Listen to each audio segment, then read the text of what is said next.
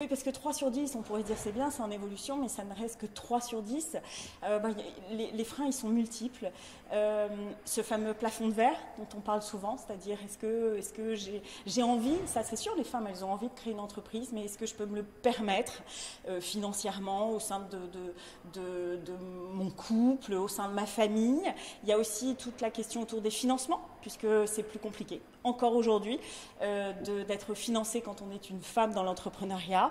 Et puis il y a tout ce qui est les stéréotypes qui restent coriaces quand même, de se dire mais pourquoi moi? Est-ce que vraiment j'en ai la capacité, les compétences?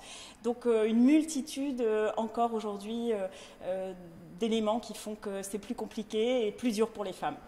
C'est-à-dire quand on veut emprunter, on fait moins confiance aux femmes, on prête plus facilement à un homme qu'à une femme. Alors, on va peut-être pas. Alors oui, ça on le dit, ça fait partie des stéréotypes, c'est-à-dire qu'on va moins prêter à une femme qu'à un homme. Et puis aussi, je crois que la femme, elle se met des barrières aussi, c'est-à-dire que quand elle va voir le banquier, eh bien, elle se met moins en avant, donc elle fait moins rêver quelque part. Elle donne peut-être qu'elle donne moins confiance en elle parce qu'elle a moins confiance en elle pour certaines.